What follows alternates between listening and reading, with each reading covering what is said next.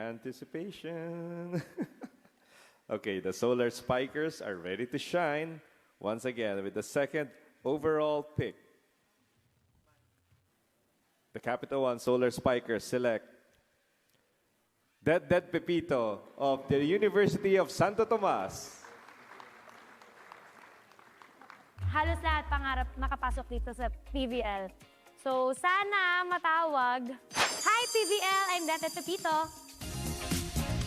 First year pa lang ako, talagang pinangarap ko na makapasok kasi nga alam ko kung paano at kung gaano kalaking tulong yung PVL sa magiging buhay ko. Kinakabahan ako kasi nga ibang level na tong laro na to and talagang mga veterans na yung kalaro. So, super excited lang po talaga ako na mas may matutunan sa kanila and mas makilala ko po sila. Sa future team ko, sa PVL, mapapangako ko po na walang bababang bola. Hindi. Mabibigay ko lang po yung best ko and willing po ako to learn something new from the veterans and from the coaches po.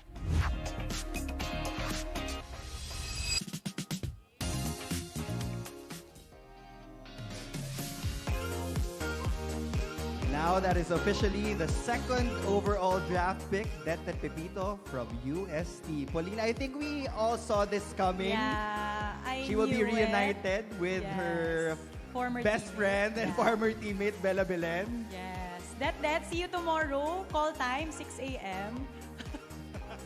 Trabaho agad, 6 a.m. agad.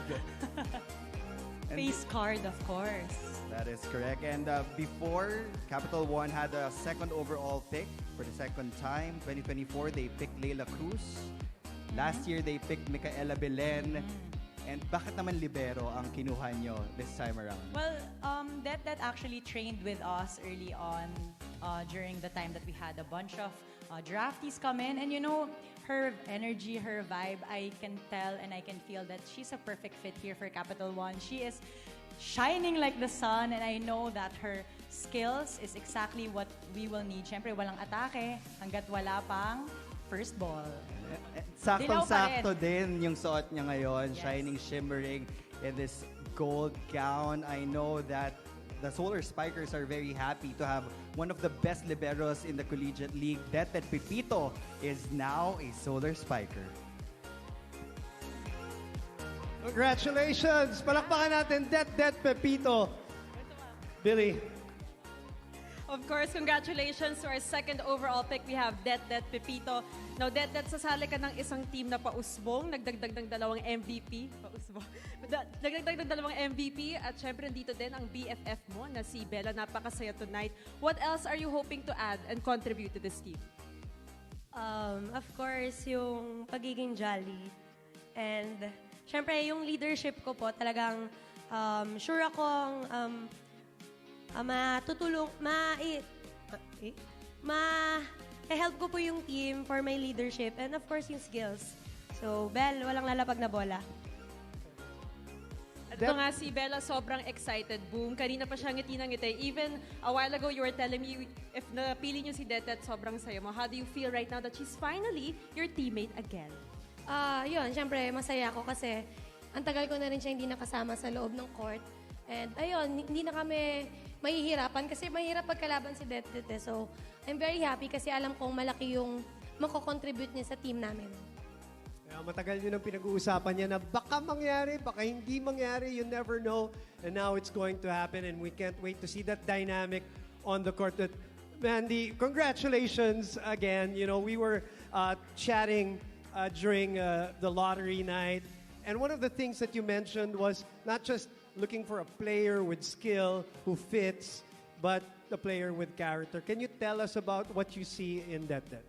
Definitely. We're proud to have Dedet be a part of Capital One, an incredibly talented player, and we know that you'll bring the leadership and also the chemistry. We'll hope to see it on the floor, and we're very excited to have you. Congratulations.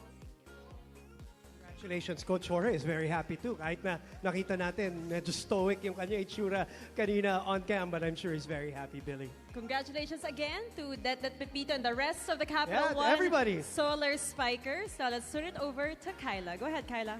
Yes, Billy, thank you so much. I'm with none other than the ate of Det Pepito, Ate Marge. Ate Marge, hello. I'm sure you're very happy, no? And Ate Marge, simula ng umpisa ng journey ni Det, ng volleyball career niya, you have been there supporting her. Now, could you share more about that inspiring journey with you? So, nagsimula talaga si Det, siguro sa aming dalawa ng kapatid niya na si Ate Jane niya. So, nakita niya kasi kami nag-volleyball. So, nakita niya din yung journey namin. Tapos, na-inspired din siya sa amin yun. So, hanggang ngayon, yun, nadala niya. And sobrang happy ako na nakarating siya dito sa BBL. Yes, and I was able to talk to Det kanina. Dinededicate niya ang moment na ito para sa inyo, of course. Now, Ate Marge, ano naman yung message mo para kay Det? I'm sure she will be very touched. Unang-una, sobrang proud ako sa kapatid ko kay Det dahil naging successful ka at nakarating ka na dito. Lagi ka lang mag-iingat and tiwala lang palagi. Alam ko, kung nasan ka man ngayon na team sa Capital One na magiging, madadala mo yung leadership mo na galing sa UST. Yun lang po. Basta, lagi lang kami nandito palagi ng family mo to support you. Well, with that kind of family, of course, Det Pepito is bound to shine even brighter with Capital One. Now, let's turn it over to Neil.